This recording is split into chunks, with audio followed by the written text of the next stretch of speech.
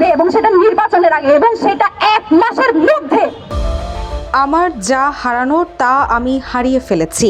এখন আর সরকার নিয়ে ভাবার সময় নেই। আমাদের বিচার চাই, আর সেটা নির্বাচনের আগে। আগামী 1 মাসের মধ্যে তা না হলে এই সরকারের সব উপদেষ্টাকে লাথি মেরে বের করে দেওয়া হবে।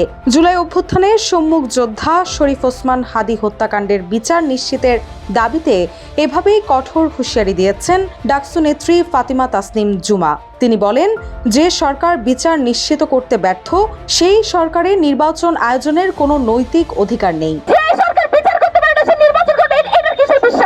একই সঙ্গে বিচারের আগে দেশে কোনো নির্বাচন হতে দেওয়া হবে না বলে ঘোষণা দিয়েছে ইনকিলাব মঞ্চ।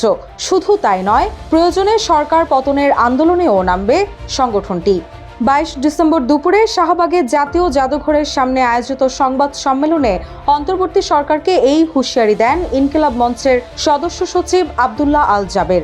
তিনি বলেন, বিচার এড়িয়ে নির্বাচন দিয়ে দায় ঝেড়ে ফেলার সুযোগ অন্তর্বর্তীকালীন সরকার পাবে না।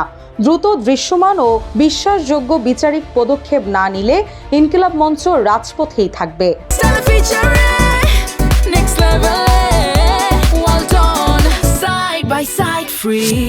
এছাড়াও সমাবেশ থেকে আব্দুল্লাহ জাবের প্রধান উপদেষ্টা ডক্টর ইউনূসের ভূমিকা নিয়েও প্রশ্ন তোলেন। জানাজার মাঠে আবেগী বক্তব্য দিলেও হাদী হত্যার বিচার নিয়ে প্রধান উপদেষ্টার স্পষ্ট অবস্থান নেই অভিযোগ করে তিনি বলেন, জনগণ ডক্টর ইউনূসকে দায়িত্ব দিয়েছে স্বাধীনতা ও সার্বভৌমত্ব রক্ষার জন্য, অসহায়ত্ব প্রকাশের জন্য নয়। তদন্তে কারা বাধা দিচ্ছে, সরকার কেন দৃঢ় অবস্থান নিতে পারছেন না, তা জাতির সামনে পরিষ্কার করতে হবে। আপনাদের কি কি অপরাধতা রয়েছে এটা পরিষ্কার করবার ক্ষেত্রে কোথায় কোথায় আপনারা বাধাগ্রস্ত হচ্ছেন, কে কে আপনাদেরকে এই কাজে বাধা দিচ্ছে, তাদের নাম বলে তারপর আপনাকে পদত্যাগ করতে হবে, তার আগে কোনো পদত্যাগ করবে না। এ সময় সরকারকে 24 ঘন্টার আলটিমেটাম দিয়ে দুটি প্রধান দাবি তুলে ধরে ইনকিলাব মঞ্চ। প্রথমত, শীর্ষ গোয়েন্দা কর্মকর্তাদের অন্তর্ভুক্ত করে একটি বিশেষ দ্রুত বিচারিক ট্রাইব্যুনাল গঠন করতে হবে।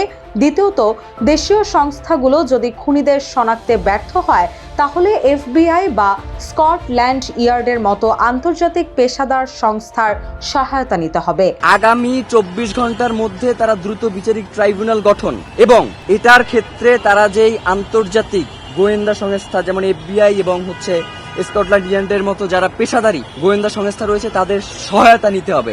ভারতের সঙ্গে বন্দি বিনিময় ও সহযোগিতা চুক্তির উদাহরণ টেনে তিনি বলেন, খুনিরা বিদেশে পালিয়ে থাকলে তাদের ফিরিয়ে আনতে হবে। ওসমান হাদী শুধু একজন ব্যক্তি নন, তিনি জুলাই বিপ্লব, স্বাধীনতা ও রাষ্ট্রীয় স্থিতিশীলতার প্রতীক। সরকার যদি পরিকল্পিতভাবে হাদীকে আলোচনার কেন্দ্র থেকে সরিয়ে দিতে চায় তাহলে সরকার নিজেই রাজনৈতিকভাবে টিকে থাকতে পারবে না। সংবাদ সম্মেলন থেকে আরো জানানো হয়, 24 ঘন্টার আলটিমেটামে সরকারের পক্ষ থেকে কোনো সন্তোষজনক সাড়া না পাওয়ায় ইনকিলাব মঞ্চ এখন থেকে রাজপথ ছাড়বে না। রুশা সুর, নিউজ ডেস্ক, ইত্তেফাক।